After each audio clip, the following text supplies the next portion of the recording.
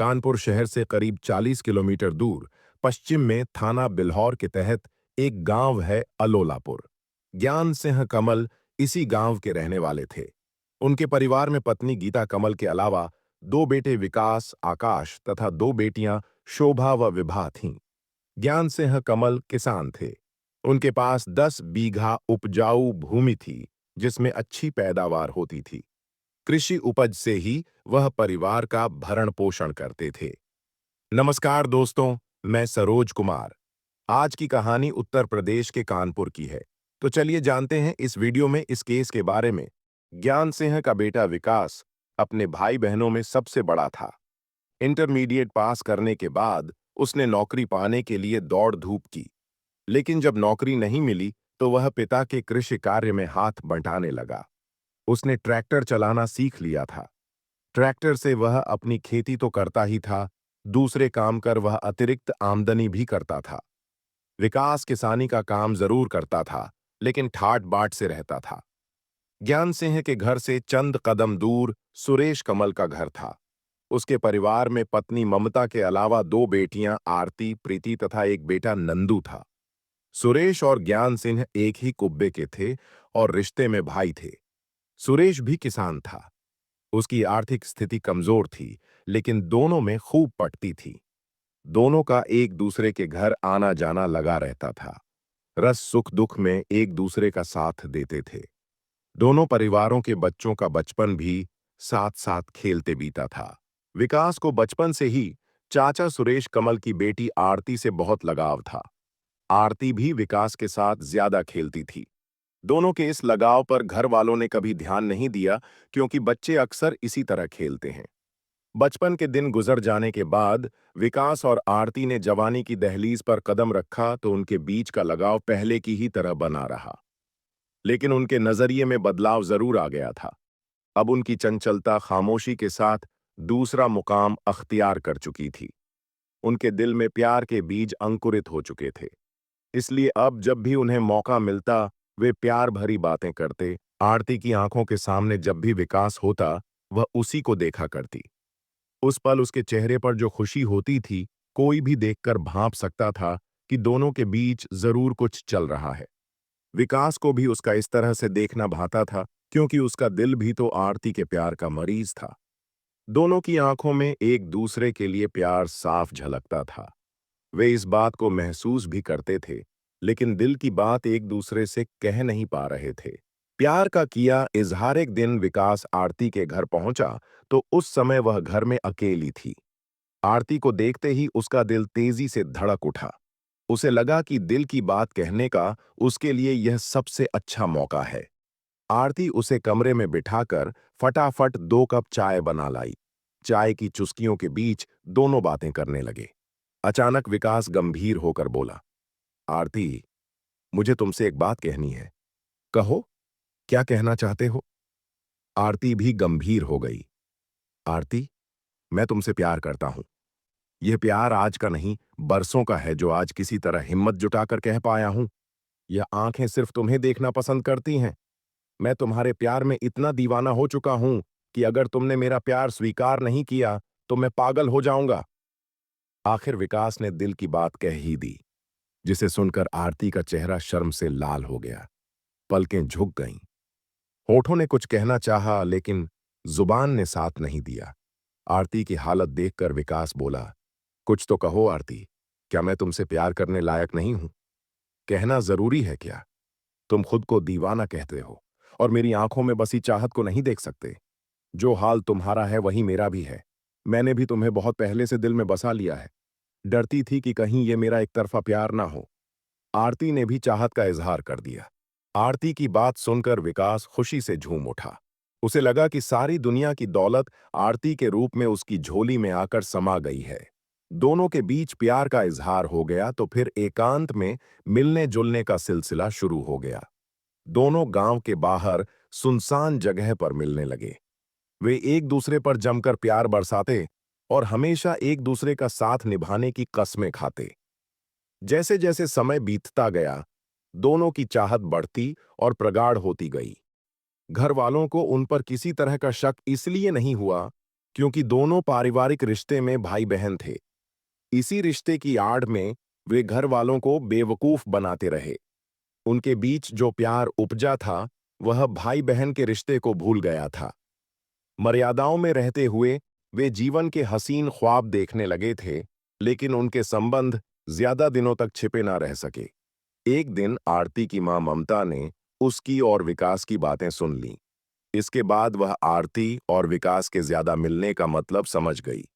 शाम को उसने इस बारे में बेटी से पूछा, तो उसने मुस्कुराते हुए कह दिया कि उसका विकास से इस तरह का कोई संबंध नहीं है।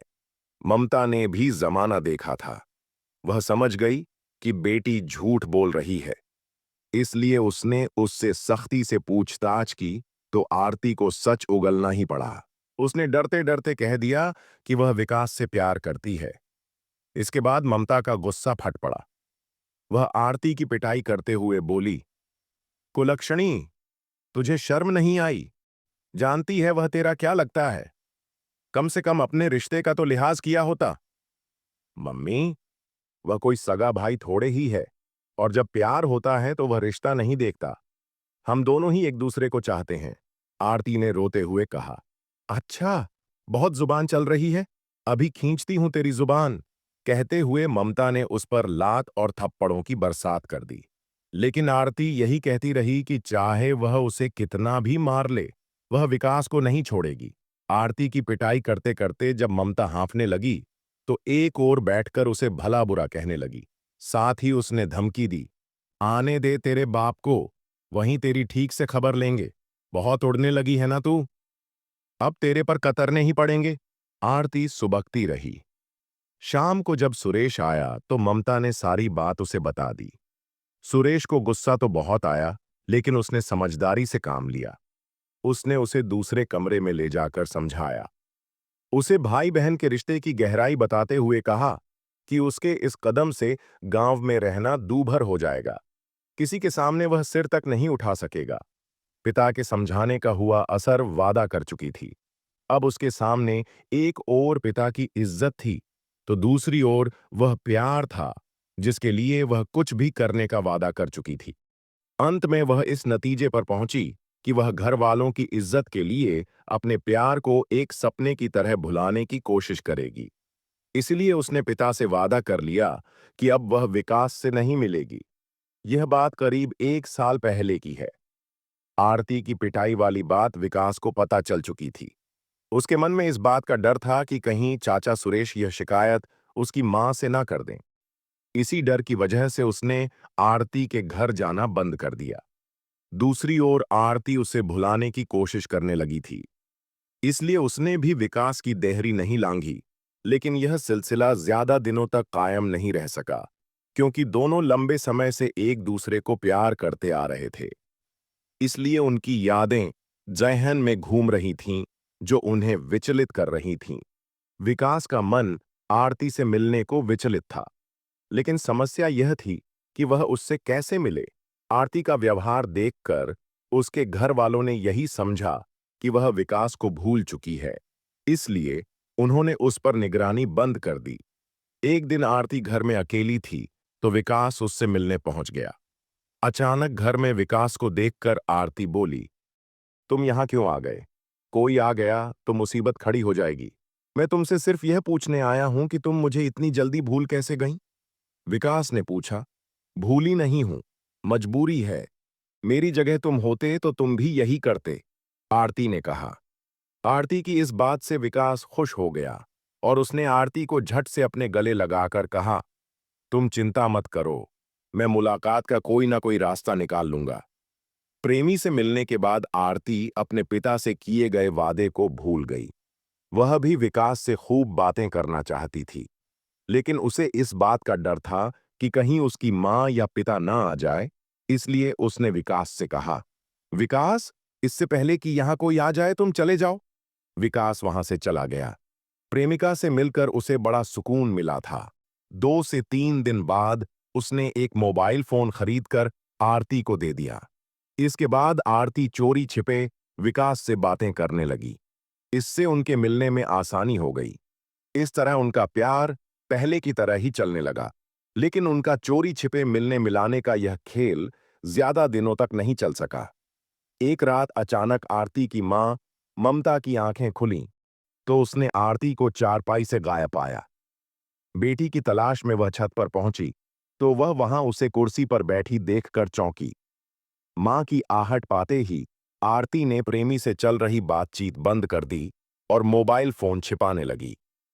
ममता ने उसे कुछ छिपाते देख तो लिया था, लेकिन उसे यह पता नहीं था कि उसने क्या छिपाया है। उसने आरती से इतनी रात को छत पर अकेली बैठने की वजह पूछी, तो वह सकपका गई।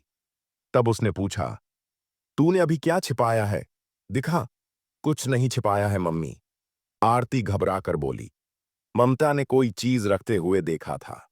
बेटी की बात सुनकर ममता को लगा कि वह झूठ बोल रही है। उसने आरती के सीने पर हाथ डाला तो वहां मोबाइल देखकर पूछा, ये किसका मोबाइल है और किससे बातें कर रही थी? किसी से नहीं मम्मी, आरती सकपकाकर बोली। बेटी के झूठ बोलने पर ममता समझ गई कि वह विकास से ही बातें कर रही थी। इसका मतलब वह जरूर हमारी आंखों में धूल झोंक कर उससे लगातार मिल रही है। ममता ने रात में हंगामा करना उचित नहीं समझा। सुबह उसने सारी सच्चाई पति को बता दी। सुरेश कमल समझ गया कि बेटी को कितना भी समझा ले, वह विकास से मिलना नहीं छोड़ेगी। इससे पहले कि समाज में उनकी बदनामी हो, उसने उसके हाथ पीले करने का फैसला कर लिया। आरती की मां ममता ने भी अपनी जेठानी गीता से उसके बेटे विकास की शिकायत कर दी। ममता की शिकायत पर गीता को बेटे पर बहुत गुस्सा आया। उसने ममता को भरोसा दिया कि वह विकास को समझाएगी। गीता ने विकास से इस बाबत बात की, तो डरने के बजाय उसने बेबाक कह दिया कि वह आरती से प्यार करता है और शादी भी उसी से करेगा। विकास की दो टुक बात सुनकर गीता को आश्चर्य हुआ। तब गुस्से में उसने उसे दो तीन थप्पड़ जड़ दिए और बोली, तुझे अपनी बहन के साथ शादी करने की बात कहते हुए शर्म नहीं आई? लेकिन विकास अपनी जिद पर अड़ा रहा। मां के गुस्से का उस पर कोई असर न पड़ा। इधर सुरेश कमल अपनी इज्जत बचाने के लिए बेटी के लिए लड़का खोजने लगा, तो आरती घबरा उठी। उसने एक रोज किसी तरह विकास से मुलाकात की और बताया कि उसके घर वाले जल्द ही उसका रिश्ता तय करने वाले हैं। लेकिन वह किसी और की दुल्हन बनने के बजाय मौत को गले लगाना पसंद करेगी। उसने जो वादा किया है वह जरूर निभाएगी। आरती की शादी की बात सुनकर विकास भी घबरा गया। उसने कहा, आरती, तुम्हारी जुदाई मैं बर्दाश्त नहीं कर पाऊंगा। फिर तो एक ही रास्ता बचा है। वह क्या? आरती ने पूछा। यही कि हम साथ जीने मरने का वादा पूरा करें। शायद तुम ठीक कहते हो विकास। इसके बाद दोनों ने एक साथ आत्महत्या करने का निश्चय किया। प्यार की विदाई। 3 जनवरी 2021 की रात 10 बजे जब घर के लोग सो गए, तब आरती ने विकास को फोन करके बात की। विकास ने उसे बताया कि वह घर से निकल रहा है।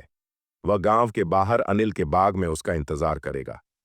जितनी जल्दी हो सके आ जाए। आरती ने कमरे में सो रहे अपने मां बाप पर एक नजर डाली।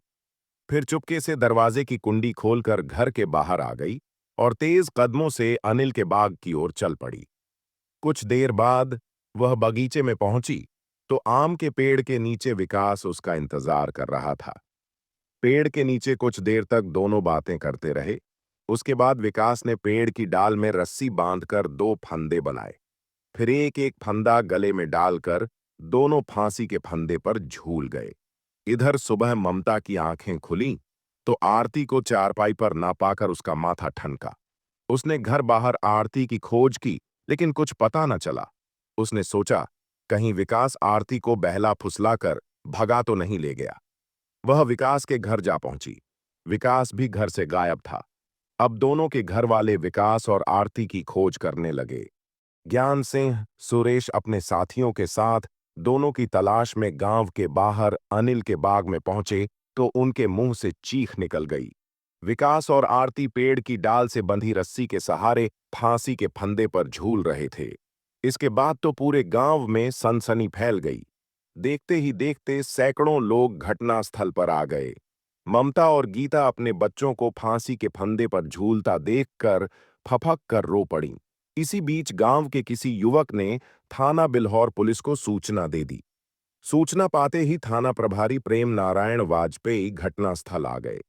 उनकी सूचना पर ईएसपी पश्चिम अनिल कुमार तथा सीओ अशोक कुमार सिंह भी आ गए।